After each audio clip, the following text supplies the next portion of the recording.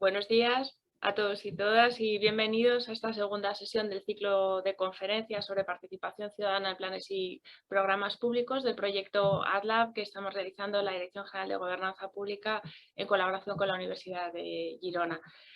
Este ciclo de conferencias forma parte de la apuesta de esta Dirección General por la sensibilización y formación en participación ciudadana y fortalecimiento democrático, así como el compromiso por disponer de criterios prácticos para su ejecución. El proyecto a su vez se encuadra, como sabéis, en el cuarto plan de gobierno abierto y está incluido igualmente en el plan de recuperación, transformación y resiliencia. Agradecemos al profesor Quim Brugué la coordinación de este ciclo de conferencias que se va a completar con los talleres programados y que realizaremos junto con la comunidad de prácticas Participa Cuarto Plan, en especial con una de las subcomunidades de esta comunidad de prácticas, que es la subcomunidad de procesos. Todo este proyecto finalmente se materializará en un resultado, en una guía de participación ciudadana en planes y programas que tenemos previsto programar y tenemos previsto editar y publicar en 2023. Como sabéis, siguiendo el planteamiento de todas las actuaciones que nos proponemos realizar en el marco del cuarto plan, la elaboración de la guía se concibe igualmente como un proceso colaborativo que va a contar con la participación y el conocimiento no solo de las personas que trabajamos en las administraciones públicas, sino con la sociedad civil, tanto desde la perspectiva académica como asociativa. Hoy contamos con el profesor Josep Lluís Martí, profesor titular de Filosofía del Derecho y vicerrector de Proyectos de Innovación de la Universidad Pompeu Fabra, que imparte una conferencia con el título Modelos de Democracia y Retos de Futuro. Quiero agradecer muy especialmente al profesor Martí que nos haya acompañado esta mañana. Es un placer recibirte en la comunidad y doy paso seguidamente al profesor Brugué, a quien quiero agradecer igualmente la tarea excelente de coordinación que está realizando para que proceda a presentar la conferencia del profesor Quim cuando quieras. Muchas gracias.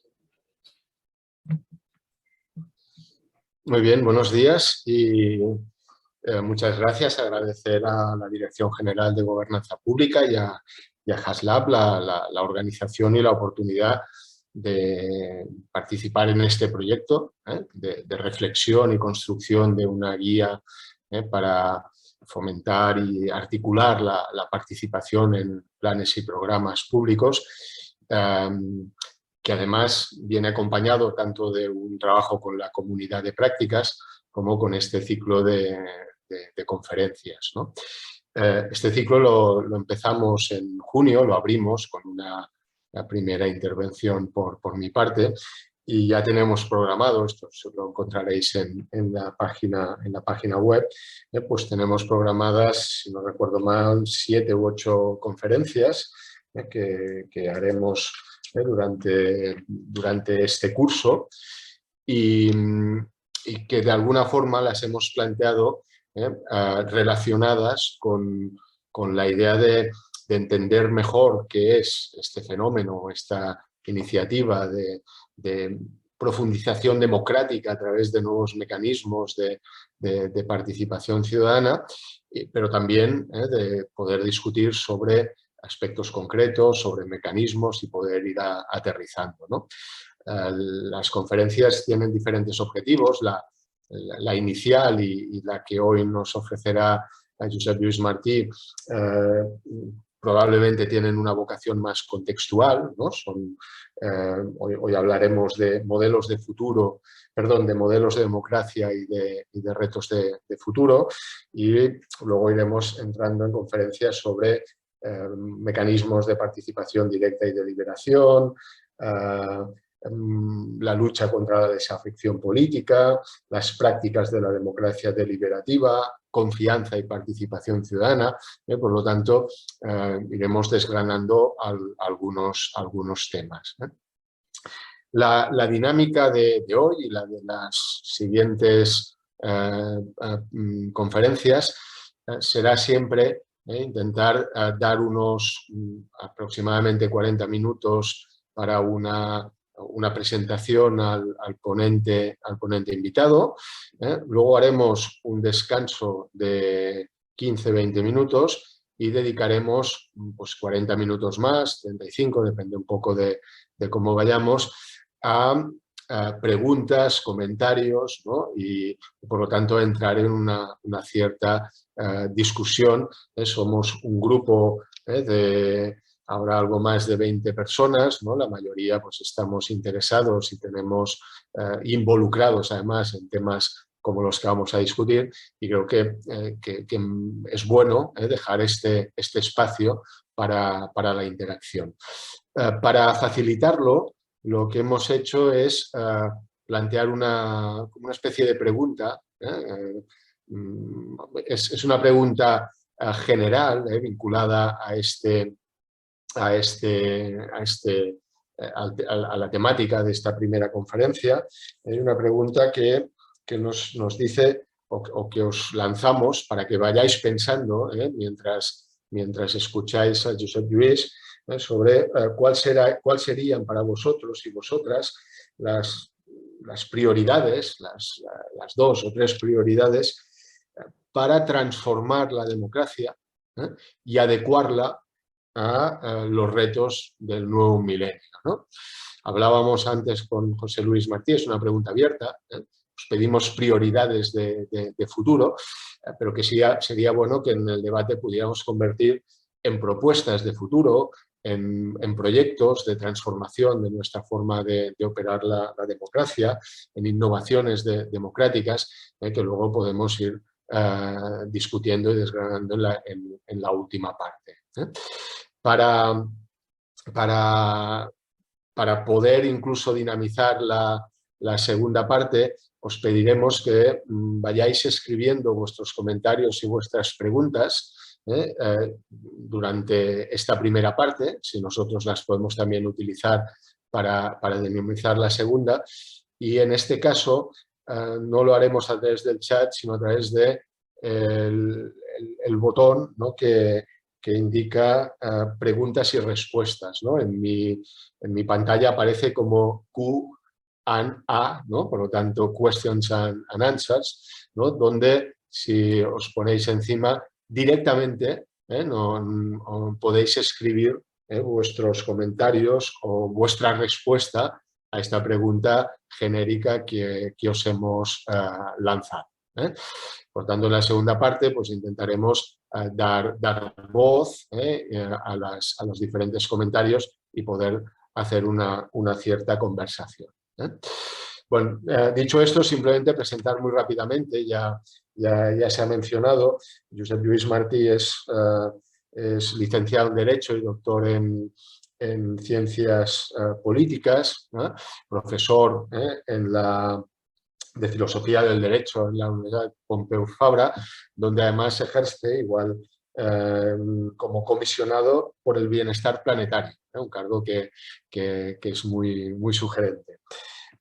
Sobre todo es un gran especialista, somos amigos y esto influye, pero no dejo de ser muy objetivo cuando digo que es uno de los referentes en teoría de la democracia en nuestro país, con además una dimensión de contactos internacionales muy potente y que por lo tanto es una persona con un conocimiento y un trabajo extenso y reconocido en el ámbito de la teoría democrática y especialmente en el ámbito de la teoría deliberativa, del republicanismo, de la democracia global, de la introducción de las nuevas tecnologías, ¿no? Tiene un libro que ha sido muy utilizado, que es La República Deliberativa, un libro de teoría democrática muy interesante, y a Philosophy in Public Life, ¿no?, escrito nada más y nada menos que con Philip Pettit, ¿no?, con quien ha sido coautor de este trabajo. Por lo tanto, es un auténtico placer que hayas podido estar con nosotros, ¿no? Y creo que bueno, pues escuchar a Josep Lluís Martí es una muy buena noticia para empezar este curso y este ciclo de conferencias. Tanto muchas gracias, Josep Lluís, y cuando quieras. Muchísimas gracias, Kim. Muchas gracias, directora general, y gracias a todos. Gracias por la invitación y por permitirme estar hoy aquí con vosotros en esta segunda sesión. He visto el programa de las próximas sesiones y vais a estar con excelentes expertos y para mí es un placer, es un honor y un placer estar con ellos y también tener alguna entrada en este curso, ¿no? Voy a compartir pantalla. Como ahora decía Kim, mi presentación se va a centrar en dos partes, sobre todo. Una es la reflexión sobre los modelos, un poco refrescar, porque muchos ya los conoceréis y esto es más o menos conocido, pero bueno, refrescar o reflexionar, volver sobre los modelos teóricos que tenemos de democracia, y que esta puede ser tal vez una parte un poco más teórica o, no sé, árida tal vez incluso, cada uno en función de sus preferencias, pero que intentaré que no se extienda demasiado y me gustaría dejar un tiempo de esta primera parte de la sesión, un tiempo de la presentación, para tener tiempo también para discutir sobre retos, ¿no? Y sobre algunas de las amenazas que enfrenta la democracia hoy en día y que vamos a seguir enfrentando en los próximos años. Así que lo que haré será una introducción muy breve para enmarcar un poco. Kim ya lo decía, que el propósito de la sesión es dar contexto. Vosotros vais a tener muchas sesiones después para discutir mecanismos concretos, instrumentos de participación concretos, etc. Y veréis que hoy en día el abanico es muy amplio y hay muchísimas cosas para tener en cuenta. Espero que en la sesión de hoy yo os pueda dar algunos instrumentos también, algunas armas, para poder enfrentar un buen debate y un buen análisis de cada uno de los instrumentos de innovación democrática que discutiréis más tarde, ¿no? Entonces, haré una introducción muy breve, paso enseguida a los modelos de democracia, me voy a centrar en tres, los que a mi juicio son los tres prioritarios o fundamentales hoy en día,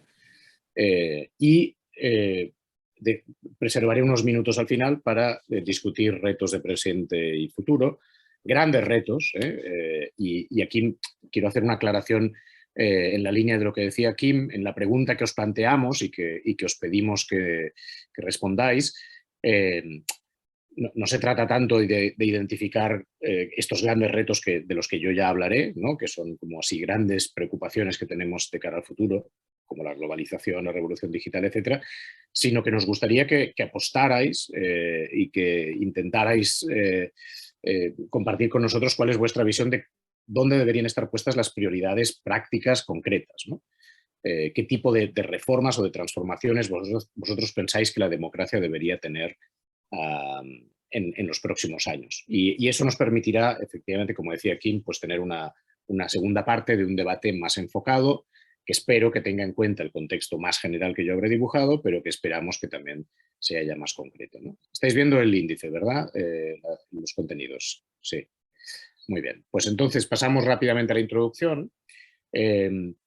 Bueno, aquí son cosas que ya son conocidas, pero que simplemente a modo de tener un poco la gran visión de lo que estamos hablando, me parece importante, siempre empiezo recalcando esta idea, que cuando hablamos de democracia estamos hablando de algo que por supuesto es muy antiguo. Todos sabemos que la democracia por lo menos se remonta a la Atenas clásica, 25 siglos atrás.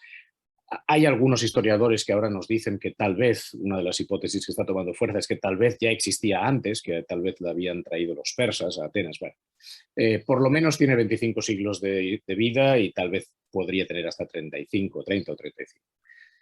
Por tanto, es como gran idea, es una idea vieja, no es una idea nueva.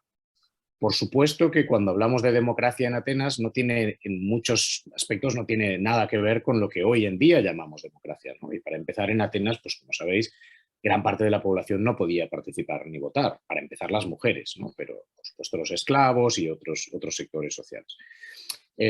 Y eso nos muestra que eso que llamamos democracia, que de alguna manera con todas las vicisitudes, porque esto aquí nos daría para una discusión muy larga, pero con todas las vicisitudes sobre su nombre, que en algunas ocasiones es democracia directamente, en otras es república y ha recibido otras apelaciones también, en realidad es una idea a la que nosotros pensamos que le damos continuidad dentro de una tradición, pero que es evidente, me parece que esto es súper evidente, pero por supuesto si alguien no está de acuerdo os invito a todos a discutirlo después, pero para mí es súper evidente que cuando hablamos de democracia estamos hablando de algo que, como cualquier otra institución humana, está en permanente evolución, ¿eh? O sea que aquí en ningún caso podemos hablar, me parece absurdo y infantil pensar que uno puede haber llegado a un modelo de democracia que ya es el definitivo, el perfecto y el que no tiene que evolucionar más, ¿no? Me parece que esto es absurdo porque como todas las otras instituciones humanas y en particular las políticas, pues la democracia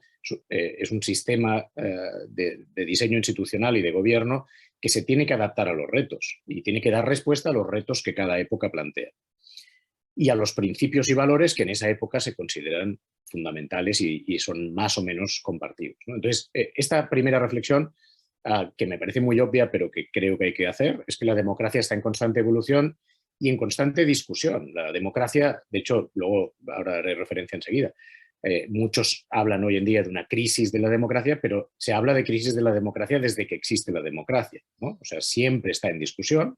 Siempre hay gente que le encuentra muchos defectos, porque por supuesto no hay sistemas perfectos de gobierno, y algunos que critican la democracia y le encuentran defectos lo hacen porque lo que piden es otro tipo de democracia o una mejor democracia o más democracia, y otros en cambio estarían tal vez un poco felices de abandonar la democracia y pasar a sistemas de gobierno más autoritarios. Esto es una constante en la historia, ¿vale? O sea, lo vemos hoy, seguramente en nuestro mundo de hoy, en el mundo democrático, pero ha estado acompañando a la historia de la democracia desde siempre. La democracia de la que hoy hablamos, sigo contextualizando cada vez, voy a concretar más, voy de lo más abstracto a lo más concreto. La democracia de la que hoy estamos hablando es la llamada democracia moderna, que podemos identificar con los componentes de democracia parlamentaria y constitucional. Todas las democracias del mundo hoy en día tienen una constitución, aunque sea una constitución implícita, no escrita como la de Reino Unido, y todas son democracias parlamentarias. Y esto quiere decir que la institución, no la única, pero sí la institución central, la institución más importante dentro del sistema democrático es el Parlamento, es la institución representativa por excelencia, ¿no? Entonces, la democracia moderna, al ser parlamentaria, es democracia representativa, pero esto no es lo distintivo, porque la democracia desde Atenas siempre ha sido representativa de un modo u otro.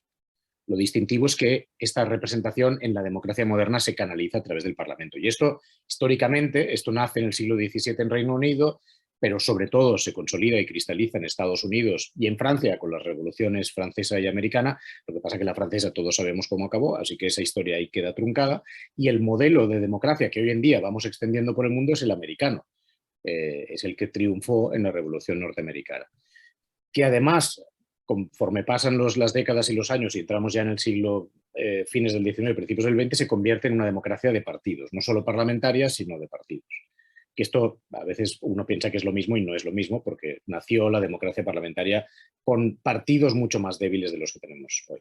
Entonces, si uno lo ve con esta perspectiva así más amplia, uno diría, bueno, la historia de la democracia en realidad es una historia de éxito.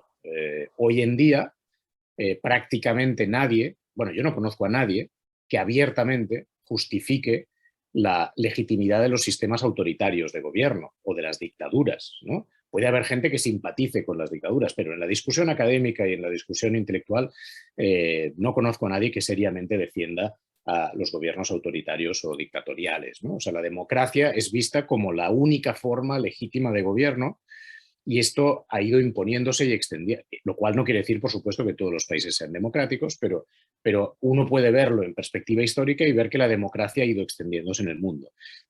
Si vemos aquí este mapa de 2021, estos son datos, es una elaboración del orden mundial, pero con datos del Democracy Index, elaborado por The Economist, en el ranking de 2021. Aquí veis en el mapa, en tonalidades de verde son los países democráticos, en tonalidades de rojo o naranja los países híbridos, regímenes híbridos y autoritarios. Aproximadamente, para tener el dato, aproximadamente la mitad de los países del mundo son mínimamente democráticos, la otra mitad no lo son, y aproximadamente también la mitad de la población vive en países democráticos y la otra mitad no tiene esa suerte de vivir en países mínimamente democráticos. Ninguno de estos países, ni siquiera los que están arriba de todo de la tabla, porque esto es un continuo, los países son más o menos democráticos. No es que sean, no es un todo o nada, ¿no? Pero incluso aquellos que están arriba de la tabla, que son Islandia, Nueva Zelanda, Noruega, los que siempre encontramos en muchos de estos rankings arriba de todo, ni siquiera estos países son perfectos, por supuesto. O sea que la democracia tiene mucho camino por recorrer en todas partes, incluso allí donde lo está haciendo mejor. Y en muchos otros países, fijaros en un verde más claro, ¿no? Menos intenso, tenemos las democracias llamadas imperfectas por este índice, entre las cuales figura España y Francia, Italia, Estados Unidos, son consideradas democracias imperfectas. En realidad, como digo, imperfectas lo son todas. Aquí en este índice, con determinados criterios, todos discutibles, por supuesto, pero con que yo diría en general suscitan bastante consenso más allá de la discusión más técnica. En general, pues se considera que en el mundo hay 74 países democráticos, 21 de los cuales se les llama democracia plena, aunque, como digo, eso no quiere decir que sean perfectos. O sea que uno podría ver, si vemos el mundo hoy, pues uno podría ver esta historia como una historia, el vaso lo podemos ver medio lleno o medio vacío. En algún sentido es una historia de éxito porque la democracia ha ido extendiéndose. Es cierto que no ha llegado a la mitad del planeta. Por otra parte, allí donde ha llegado la democracia, en general, suele consolidarse y son pocos los casos, algunos hay, pero son muy pocos los casos de involución democrática, de un país donde se consolide la democracia y pasados unos años ya de consolidación, de pronto desaparezca. Estos existen algunos casos, pero son pocos. Entonces uno podría pensar, bueno, pues la historia es una historia de relativo éxito porque esto es como modelo teórico de legitimación política, es el único posible hoy en día, parece ser, y en la práctica, pues no todos los países son democráticos, pero bueno, hay distintas oleadas de democratización y esperemos que sigan algunas otras que hacen que esto siga extendiéndose como una mancha de aceite por el planeta. Bueno, claro, uno podría preguntarse, ¿pero realmente es de éxito si estamos bombardeados permanentemente con todo este discurso de la crisis de la democracia, la desafección política, la polarización y la fragmentación social, el populismo? De hecho, no es solo que estemos bombardeados por el discurso, sino que lo estamos todos sufriendo. Los que estamos en redes sociales lo vemos todos los días, los que discutimos con otros ciudadanos en nuestra vida cotidiana también sufrimos en muchas ocasiones esta polarización y esta fragmentación social. La desafección política la podemos ver todos con nuestros amigos, familiares. Como decía Kim, aquí los que estamos hoy somos todos entusiastas de esta idea, supongo, pero para mucha gente pues no es tan relevante. Luego presentaré algún dato que efectivamente demuestra que algún problema hay, ¿no? Bueno, a pesar de todo, luego vuelvo sobre esta cuestión de la crisis de la democracia cuando hablemos de los retos, pero a pesar de todo, yo diría, hay que afirmar que me parece que la historia y la evolución de la democracia con perspectiva histórica, sin centrarnos ahora en el foco pequeño, si lo vemos con el foco grande, pues es una historia de éxito. Porque, insisto, que a día de hoy no hay una idea alternativa potente que sea defendida seriamente por expertos, académicos, etc. La evolución, si nos centramos ahora, vamos cerrando el foco, de la democracia en los últimos 50 años, pues para mí el elemento más notable, y esto ya entronca cada vez más con vuestro interés a lo largo del curso, me parece que es evidente, que es imposible negar que la democracia, que está, como he dicho, en permanente evolución, pues si tuviéramos que describir la evolución que ha seguido en los últimos 50 años, desde los años 70, yo diría que la transformación más importante, por un lado se ha consolidado una que venía de antes. Desde principios del siglo XX, la transformación seguramente más importante de la democracia a lo largo del siglo XX fue la inclusión progresiva de ciudadanía, ¿no? O sea, que, por ejemplo, pudieran votar las mujeres, por supuesto, ¿no? Tanto es así, hoy lo damos ya tan por supuesto, que un sistema democrático, un sistema político que no permitiera votar a las mujeres, hoy en día no le llamaríamos democrático. Me parece que esto muestra también cómo se consolidan algunos valores, algunos principios para los cuales no hay marcha atrás. Esto fue la lucha de buena parte del siglo XX, la progresiva inclusión. Y esto, si queréis, para cifrarlo en hechos históricos, pues a principios del siglo XX hay una oleada. Empieza a extenderse el voto a las mujeres en muchos países. En la República Española, la Segunda República, fue uno de los primeros estados en conceder el derecho al voto a las mujeres en Europa. Pero sería ya bien entrado el siglo XX cuando esto se extendería al resto de democracias. De hecho, también nacerían democracias nuevas, y estas democracias nuevas ya nacían con el voto femenino incorporado. Pero, por ejemplo, en los años 60, pues recordáis, todavía estamos hablando de la lucha por los derechos civiles y políticos de la minoría afroamericana en Estados Unidos, o sea que había otras minorías, además de las mujeres, con graves problemas de inclusión. Y de nuevo, no es que hoy en día ya hayamos resuelto definitivamente estos problemas, al contrario, son siempre agendas abiertas que presentan retos permanentes, pero en algún sentido, al menos a nivel formal, al menos a nivel general, hoy podríamos decir la agenda de la inclusión, del sufragio universal, verdaderamente universal, está más o menos asentada y resuelta.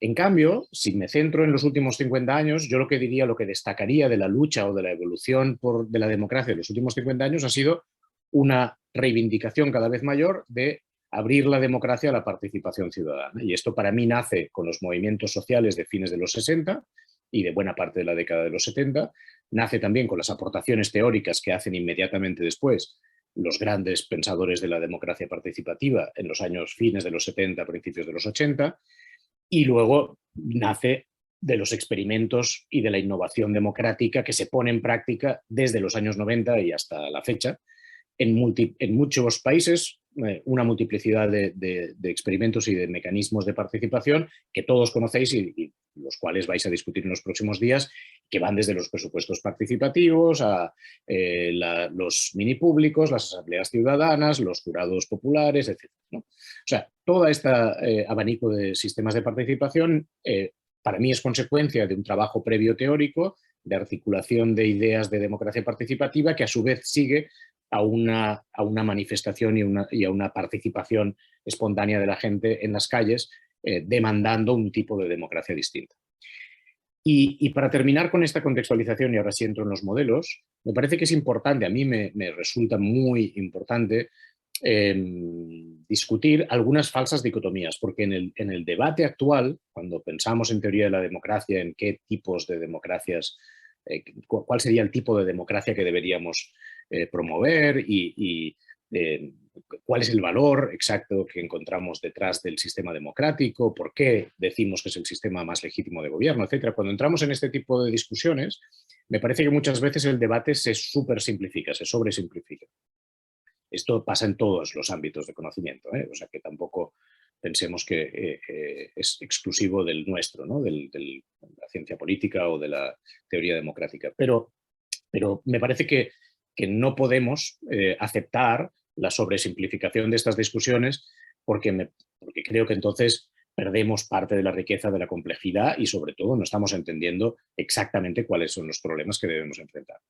Entonces, por ejemplo, dicotomías que para mí son falsas, cuidado, planteadas como dicotomía. No es que no haya detrás algún tipo de tensión o que no haya detrás muchos elementos que, por supuesto, hay que debatir y hay que discutir.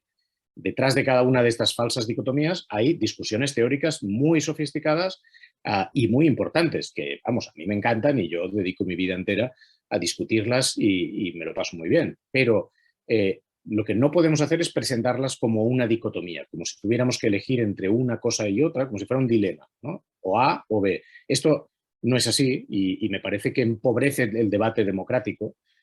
Si empezamos a pensar, la discusión que tendremos más aplicada después, la pensamos desde categorías o dicotomías demasiado simplistas, ¿no?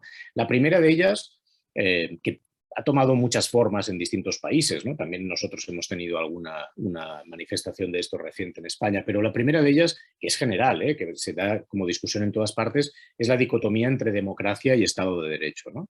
Pues por poner un ejemplo, hay toda una discusión sobre si los altos tribunales deberían tener la capacidad de invalidar, de anular leyes emanadas del Parlamento, como si las leyes emanadas del Parlamento fueran la expresión máxima de la democracia, que en parte tal vez lo sean, pero como asumiendo esto de partida, y en cambio como si el Tribunal Superior o el Constitucional o el Supremo, en función del país del que estemos hablando, fuera el máximo representante del Estado de Derecho y como si hubiera una tensión irresoluble entre democracia y Estado de Derecho, o entre democracia y derechos fundamentales. Bueno, esto es una falsa dicotomía. No puede haber democracia sin Estado de Derecho, ni puede haber democracia sin derechos fundamentales. Y por otra parte, uno de los derechos fundamentales más importantes es no solo uno, sino una categoría entera de derechos fundamentales que son los derechos políticos. Entonces, que son básicamente inherentemente democráticos. Entonces, no hay una dicotomía, no hay un dilema en el que tengamos que optar entre democracia y Estado de Derecho. Lo que tenemos que hacer es darnos cuenta de que en algunos contextos aparecen tensiones y hay que explorar la forma de conciliar los valores que están en juego, pero estos valores son absolutamente complementarios, de hecho se presuponen los unos a los otros, ¿no?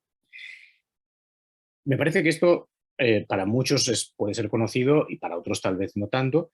Y en cambio, me parece que la segunda falsa dicotomía está muy extendida. Yo la veo muy extendida en el debate y me parece, sinceramente, que empobrece mucho, ¿no?, la discusión, que es la dicotomía entre democracia representativa y democracia directa. Yo me considero un defensor de la democracia participativa y deliberativa, digamos, radical, entre comillas, porque a veces cuando hablamos de democracia radical hacemos referencia a otra cosa de la que hablaré enseguida, pero no me considero nada cercano a los que adoptan una posición más, digamos, llamémoslo así, ahora simplificando un poco, luego lo complejizaré, democracia más elitista. Y en cambio, debo decir que no hay nadie que yo conozca, nadie en la academia, en la discusión teórica, etcétera, nadie defiende la democracia auténticamente directa. Pero no porque no sea posible. Históricamente se decía, bueno, la democracia directa tal vez sería una idea muy bonita si fuera posible. La cuestión es que no es posible, materialmente no es posible en un Estado, pero no solo en un Estado, sino ni siquiera en una ciudad que tenga cientos de miles de habitantes o decenas de miles de habitantes. Es imposible tomar todas las decisiones de manera directa por parte de la ciudadanía. Bueno, pues imposible no lo es. Hoy en día, gracias a las nuevas tecnologías, esto es absolutamente posible y fácil, y además sería más barato, seguro, como método de toma de decisiones. Ya no digo de todas las decisiones públicas, que esto tal vez sí que sería más difícil, pero solo digo las leyes que se aprueban en el Parlamento. Las leyes se aprueban en el Parlamento en nombre de la ciudadanía, es la institución, como decía antes, representativa por excelencia, y al fin y al cabo uno mira cuántas leyes se aprueban a lo largo del año y no son tantas. Estas leyes se podrían someter a plebiscito tecnológico, ¿no?, electrónico, y la gente podría votar sí o no, y no tiene ninguna dificultad, ¿no? Es absolutamente fácil. La cuestión es que eso no lo quiere nadie. Nadie plantea ese modelo como atractivo, lo cual nos da una idea de que este es un falso debate. No hay un debate entre los partidarios de la representación democrática y los partidarios de que el pueblo gobierne directamente. Esto en los grandes discursos puede tener algún efecto, sobre todo manipulador, pero en realidad no tiene ninguna teoría detrás que lo sustente. En realidad, la discusión que tenemos es una discusión entre modelos de democracia representativa y sobre todo, de nuevo, como decía en el caso de la primera dicotomía, de lo que se trata es de encontrar la fórmula para conciliar los valores que encontramos que para nosotros son importantes, cuando efectivamente cuando discutimos sobre diseño institucional a veces no es obvio cuál es el diseño que mejor honra estos valores o respeta estos valores, y ahí aparecen dificultades porque la tarea del diseño institucional es extremadamente compleja y no ganamos nada con simplificarla y pensar que es algo sencillo. Pero es que lo mismo pasa con otro debate también muy, muy habitual dentro de la teoría de la democracia. El debate, ya puestos a aceptar que la democracia tiene que ser representativa, muchas veces se ha dicho, bueno, yo mismo puedo haber cometido también este pecado de sobresimplificar, porque a veces uno plantea, bueno, en realidad el debate es sobre modelos de representación y aquí hay dos grandes modelos. Aquel que plantea que el representante debe tener la máxima independencia posible porque, por múltiples razones, porque él sabe mejor cuáles son las cosas que conviene decidir, o porque él tiene acceso a información que el resto de la ciudadanía no tiene, o porque él tiene el tiempo necesario para estudiar esa información y para reflexionar sobre el tema, mientras que la ciudadanía no lo tiene. Pero por las razones que sean, lo que hay que hacer es darle independencia al representante y con un modelo más o menos liberal de división del trabajo, dejar que el representante haga su trabajo, ¿no? Y en el otro lado se pone la visión del mandato imperativo, en la que el ciudadano le traslada al representante una lista de propuestas, no de propuestas, sino de mandatos, de exigencias, que el representante, sin ninguna independencia, pues tiene la obligación de implementar. De nuevo, esta dicotomía es falsa. Nadie defiende las dos posiciones más extremas. Hay muchos problemas, por supuesto, sobre cómo debemos entender la representación, pero no ganamos nada simplificando el debate en exceso. Lo que hay que mostrar es que esto, de nuevo, es un debate difícil, que tenemos que discutirlo a raíz de modelos y propuestas concretas de diseño institucional. Por esto la invitación también que os hacemos a vosotros a que nos hagáis propuestas concretas de cómo mejorar nuestra democracia y luego ya veremos entre todos las dificultades que hay detrás de cada una de ellas, ¿no? Bueno, voy más rápido. Otra dicotomía también clásica en este tipo de discusiones es la dicotomía entre democracia participativa y tecnocracia, como si tuviera que ser una cosa o la otra. Claro, en tecnocracia entra toda la idea del gobierno de los expertos, del gobierno de la ciencia, ¿no? Ahora con el COVID lo hemos visto ejemplos clarísimos, ¿no? Cuando mucha gente decía, bueno, esto no son temas para que los deba decidir la gente, porque la gente carece de los conocimientos técnicos para tomar esta decisión, lo que debemos hacer es consultar a los expertos y que sean ellos los que gobiernen. Por supuesto, esto, de nuevo, lo que es falso es la dicotomía extrema, o sea, nadie defiende un gobierno de los expertos donde ellos toman todas las decisiones sin ningún control, como lo hubiera defendido tal vez, aunque esto es muy discutible, pero tal vez lo habría defendido Platón en su momento. Nadie defiende esto hoy en día y nadie defiende tampoco que no se escuche para nada a los expertos. Esto sería suicida, ¿no? Entonces, de nuevo, este debate, detrás hay muchos problemas. No es que yo esté negando los problemas, pero los problemas hay que abordarlos en su forma más compleja y no sobresimplificarlos. Pasa lo mismo con la dicotomía entre democracia analógica y democracia digital. Bueno, analógica aquí ya me entendéis, ¿no? La democracia digital o no digital. Bueno, de nuevo, esto es una falsa dicotomía porque nadie propone que pasemos a gobernarnos de una forma 100% digital, donde no hay ninguna presencia de relación humana en el mundo real fuera de las redes o de Internet, etcétera. Por otra parte, nadie en su sano juicio puede plantear que destruyamos los ordenadores y computadoras y los teléfonos móviles y que volvamos al mundo de las cuevas. Es decir, que la tecnología, además, no solo la digital, sino la tecnología en general, cuando avanza y se descubre una nueva tecnología, no desaparece después por arte de magia, está aquí para quedarse y, por lo tanto, es obvio que la democracia va a ser parcialmente digital y la cuestión ahí, de nuevo, nada fácil, nada sencilla, es examinar caso por caso, en cada contexto particular, qué tipo de tecnología digital puede ser útil y qué tipo de tecnología digital podría ser peligrosa. Y por último, y este tal vez es el menos conocido de estas dicotomías, o la que la gente me parece que de forma más acrítica, sin reflexión crítica, asume como algo simplemente dado, es la supuesta dicotomía entre democracia nacional y democracia global, o gobernanza y soberanía nacional y gobernanza global. Como si fuera posible tener una sin tener la otra en el mundo de hoy, ¿no? Me parece que, como he dicho en las otras dicotomías, esto ya no es posible. Nadie puede defender un mundo donde la única soberanía existente es la de los estados, donde no hay ningún tipo de gobernanza internacional. Creo que esto es obvio. ¿Por qué? En el mundo del cambio climático y de la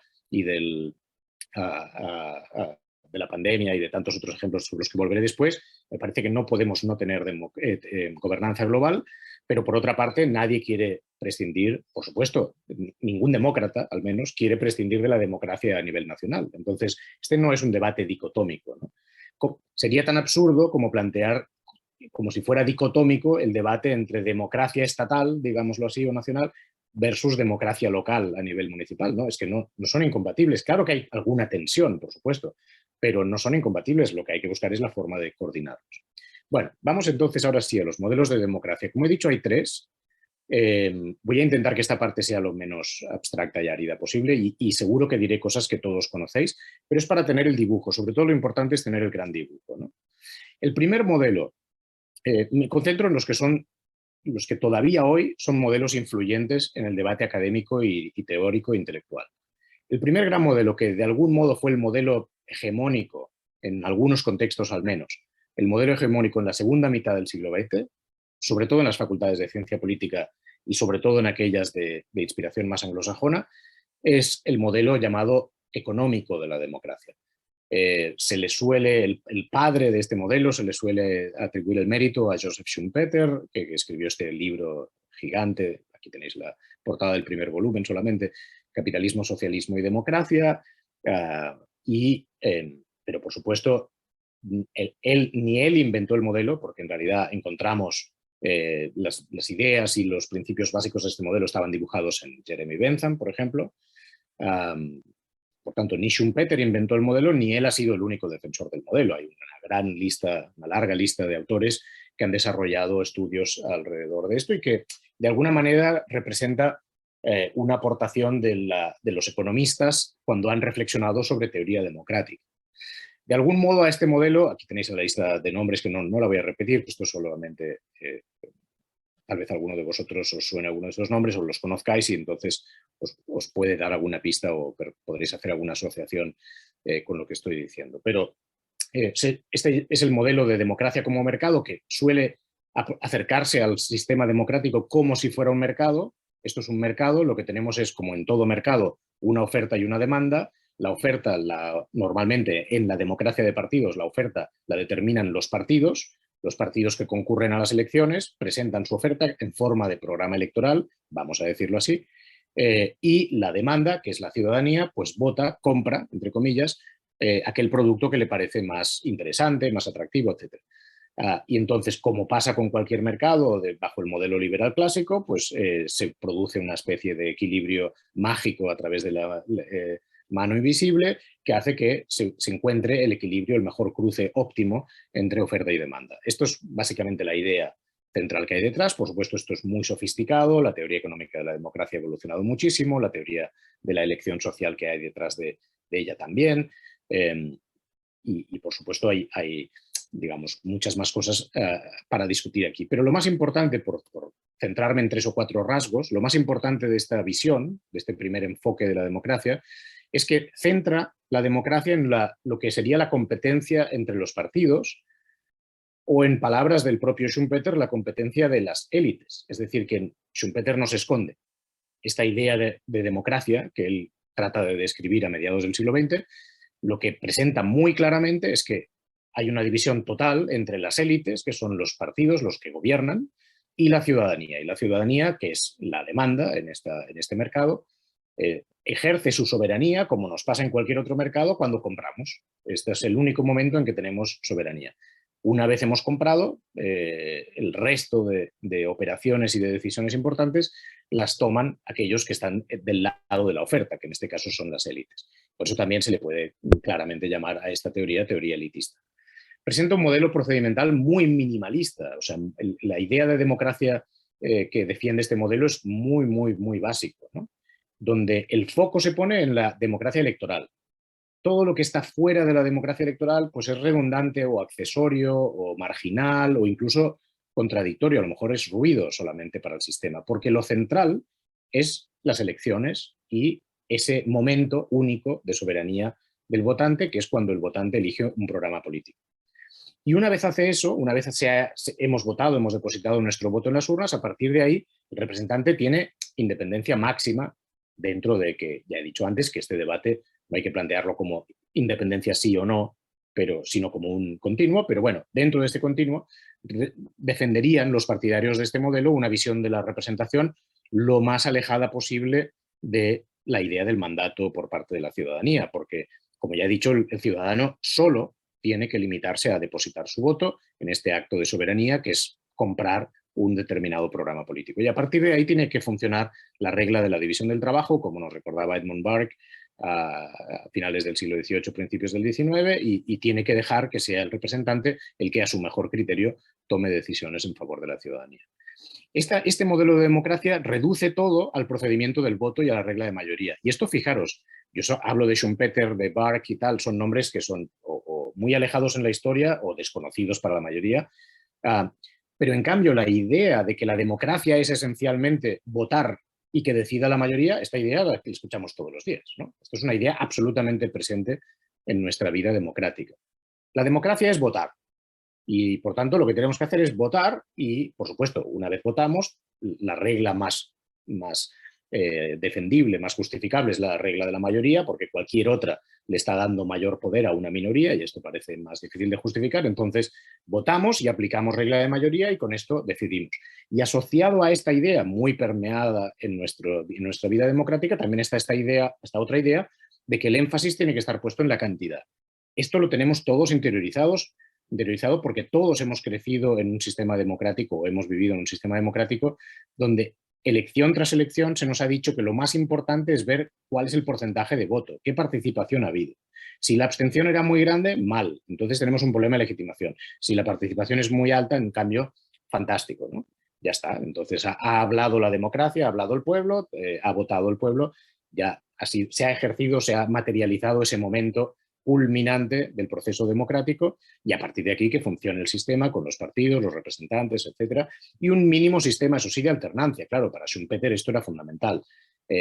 Los votantes compradores dentro de este mercado tienen que votar el programa que mejor les gusta, pero como tienen ese momento de soberanía, ese momento es solo uno, pero en ese momento sí que son soberanos, ellos tienen que poder echar a aquellos que no lo han hecho bien en el gobierno y cambiar de opción, y la democracia tiene que ver con alternancia. Esto también, esta idea también todos la tenemos muy incorporada, ¿no? O sea, una democracia se consolida cuando hay alternancia en el poder. Si un mismo partido se eterniza en el poder, algo parece que empieza a fallar, ¿no? O de la misma manera, una democracia está más o menos consolidada cuando hay opciones plurales. Si hay muy pocas opciones, parece que algo empieza a fallar. Todas estas ideas, como veis, nos resultan muy familiares. Segundo modelo, que de algún modo es el modelo hegemónico hoy en día. O sea, de los tres modelos que os voy a explicar, democracia como mercado, democracia deliberativa y democracia populista, el modelo que dentro del debate académico, digamos así, esto no es una cuestión justamente numérica, ni para ganar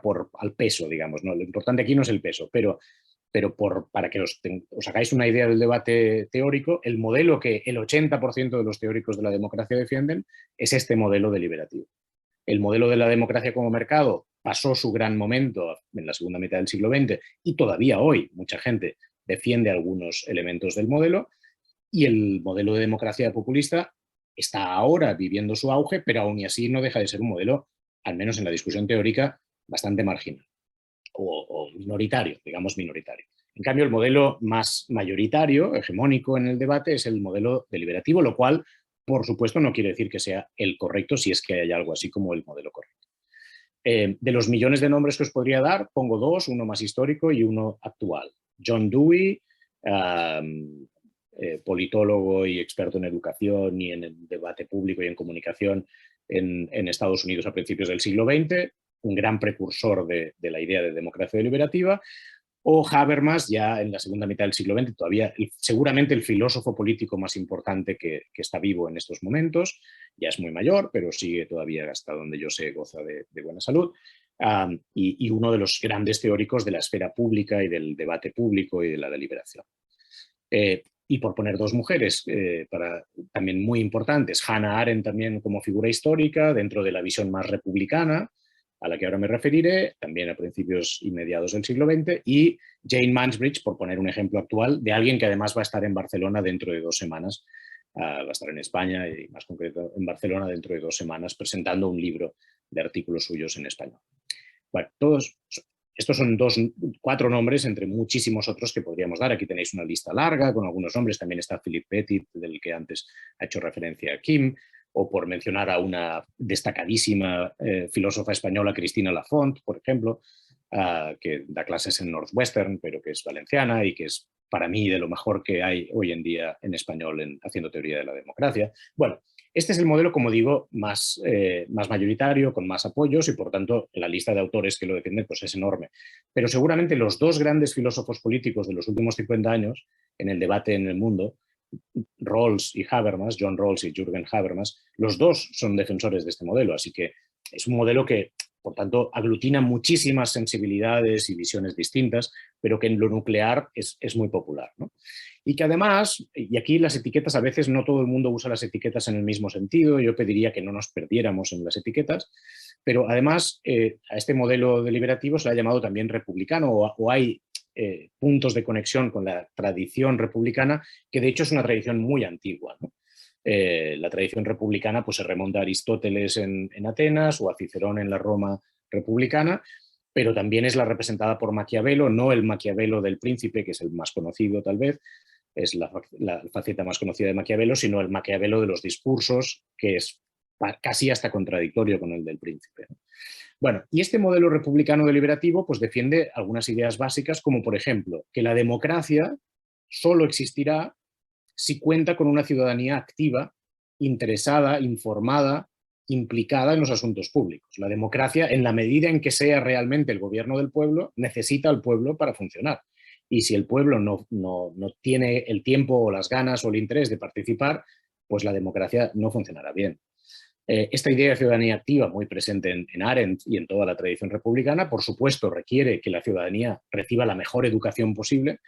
Si todos los ciudadanos están llamados a gobernar, necesitamos que la ciudadanía tenga la mejor educación posible, la mejor formación, la mejor información también para tomar esas decisiones, pero que también tenga y sea capaz de desarrollar ciertas virtudes públicas, que como exigiríamos de cualquier gobernante, que no vengan a gobernar simplemente motivados por cómo mejorar su propia situación particular en detrimento a veces de la situación de los demás, sino que al contrario, el que se ponga el mono de trabajo y quiera gobernar, lo que tiene que hacer es asumir la visión del bien común o del interés general y tratar de buscar, a su manera de ver, por supuesto, desde su punto de vista, cuál es la mejor forma de promover ese interés general. En segundo lugar, la noción de esfera pública, que es absolutamente fundamental para toda la idea posterior de democracia participativa. La implicación de la sociedad civil, organizada o no organizada. Las asociaciones civiles han sido una parte importantísima de los movimientos democráticos y sociales de los últimos años. Esto las asociaciones civiles organizadas, pero por otra parte la ciudadanía también puede participar fuera, más allá de estos canales más organizados o más formales.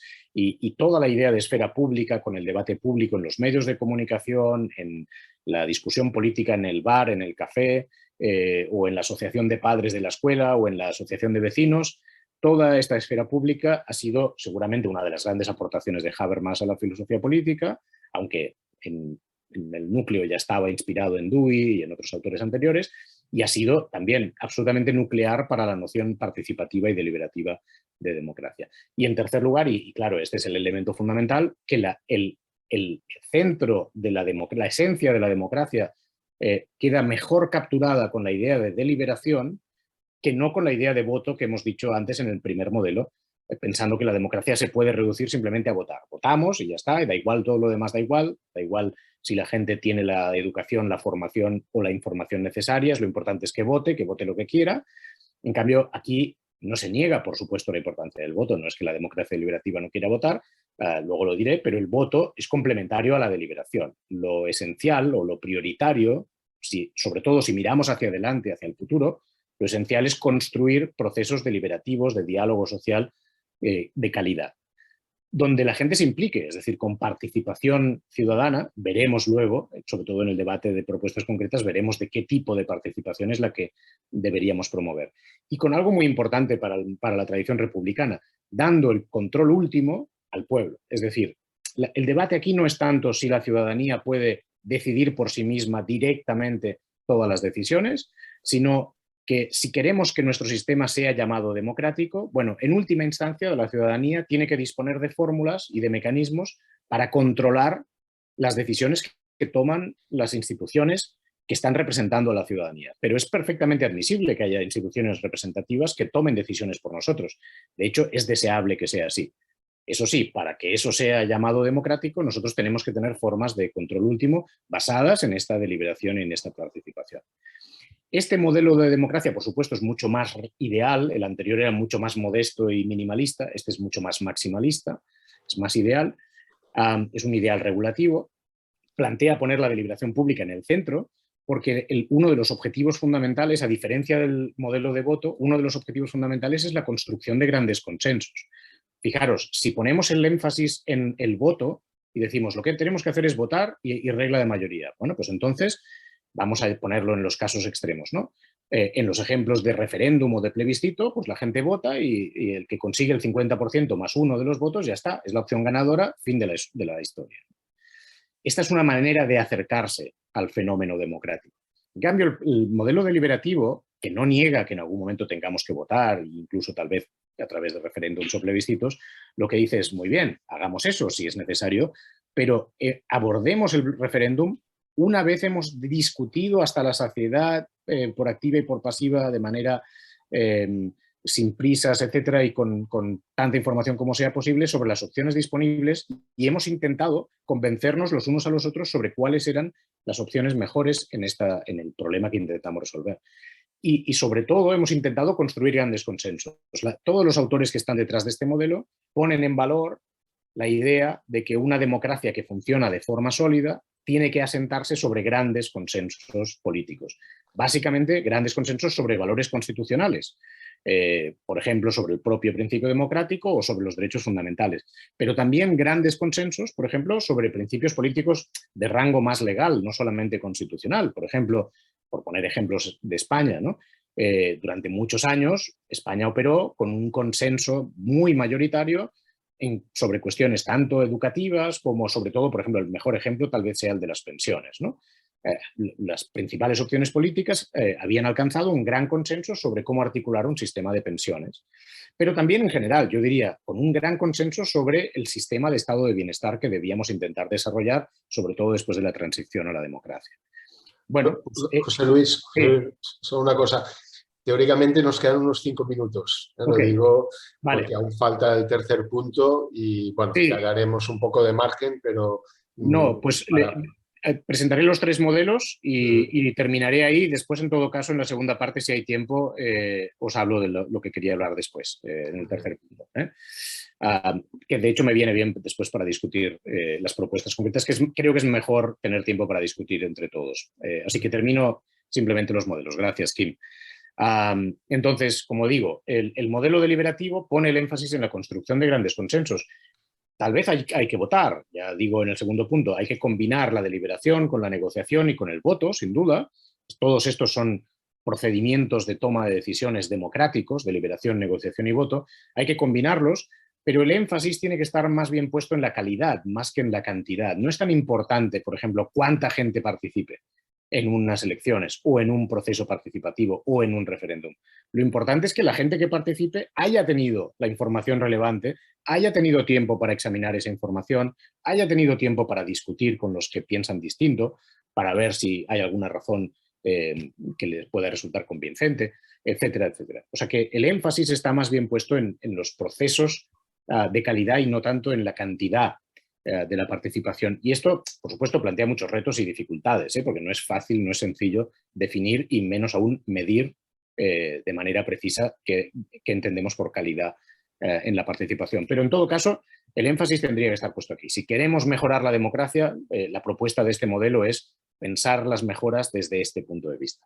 Y esto conecta, por supuesto, con otras ideas que también están presentes en nuestra vida democrática cada vez más, como las ideas de transparencia pública, de contestación al poder, de permitir desarrollar los derechos democráticos de protesta, de desobediencia civil, de resistencia incluso a las decisiones de la autoridad, entendidos como sistemas de contestación a la autoridad que son fundamentales para permitir ese control último. Y también con esta idea más novedosa de la codecisión, la corresponsabilidad, co-creación, etcétera, que forma parte de uno de los paradigmas más contemporáneos.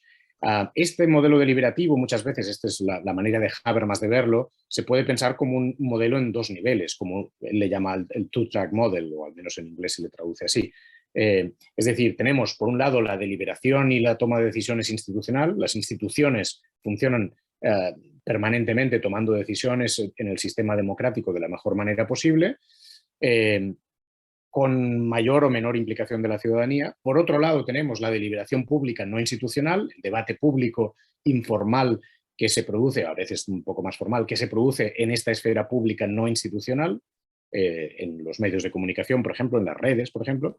Y por otra parte, en tercer lugar, tenemos los mecanismos de interdependencia entre estos 2 ámbitos, entre estos 2 niveles, ¿no? Esta es la forma de Habermas de presentarlo, que hoy en día además se ve complementada con esta metáfora de las redes, como que no es tanto como tal vez lo pensaba Habermas en los años 60, como 2 niveles verticales, ¿no? Uno arriba y otro abajo, donde el reto es ver cómo se desarrollan engranajes de contacto y de permanente diálogo entre los 2 niveles. Tal vez esta es la forma en que lo pensaba Habermas en los 60. Hoy en día, de forma un poco más moderna, lo pensamos en términos de redes, ¿no? Y aquí tenéis algunas recomendaciones de literatura más contemporánea sobre redes que os pueden interesar. Bueno, y también en Jane Mansbridge, que la he mencionado antes, y muchos otros han desarrollado la idea de que la deliberación en realidad es un sistema que lo que debemos hacer es promover las microdeliberaciones en todos los aspectos de nuestra vida, en nuestro ámbito de trabajo, en nuestro ámbito de educación o de formación, en nuestro ámbito de entretenimiento también, etc. Bueno, salto al tercer modelo y con esto concluyo esta primera parte. Tercer modelo, que he llamado democracia populista o democracia radical o democracia agonista, está representado hoy en día, por ejemplo, el referente vivo más importante sería seguramente Chantal Mouffe en el debate teórico. También va a estar en la Bienal de Pensamiento en Barcelona dentro de 2 semanas. Chantal Mouffe seguramente es la representante en estos momentos más importante a nivel académico.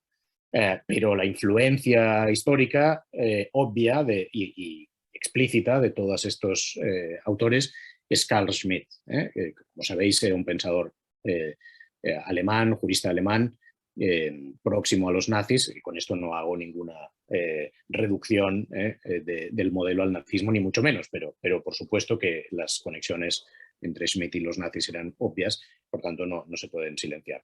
Bueno, hoy en día, además de Carl Schmitt, Claude Lefort también ya murió, y Ernesto Laclau también murieron, aunque son mucho más recientes, pero los referentes más contemporáneos todavía vivos, además de Mouffe, pues serían, por ejemplo, Zizek o Bonnie Honig, William Connolly, etc. Hay otros autores. Este modelo también se le ha llamado modelo pluralista radical y también se le asocia con la teoría crítica, la llamada teoría crítica, o en algunas vertientes del modelo con el postmarxismo. Este es el caso claramente de Zizek y de Laclau, tal vez menos de Mouffe y de Connolly, ¿no?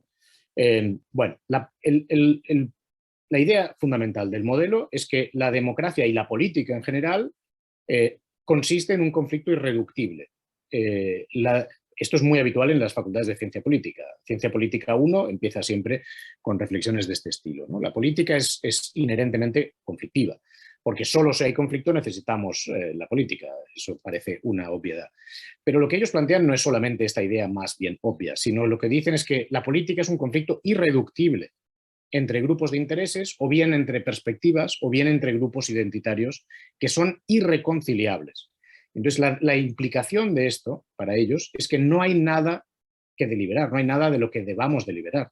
Deliberar en realidad es una trampa, es un intento del modelo liberal hegemónico democrático para hacernos creer que nosotros podemos alcanzar consensos y acuerdos. Todo esto no existe, es falso, es un canto de sirenas, no hay que escucharlo. La política es conflictiva, recordad en términos marxistas claramente presentes en este modelo, la política es lucha de clases, ¿no? Decía Marx, bueno, pues ahora hemos ampliado el foco y ya no son solamente clases, pueden ser grupos de interés o pueden ser grupos identitarios o perspectivas del mundo, pero lo importante, que igual que pasaba con la idea de Marx, es que estos grupos son irreductibles e irreconciliables. No tienen nada sobre lo que ponerse de acuerdo. Lo que tienen que hacer es luchar. Es un modelo básicamente confrontacional. Por tanto, no existe en este modelo, es un modelo, por eso también llamado relativista, porque niega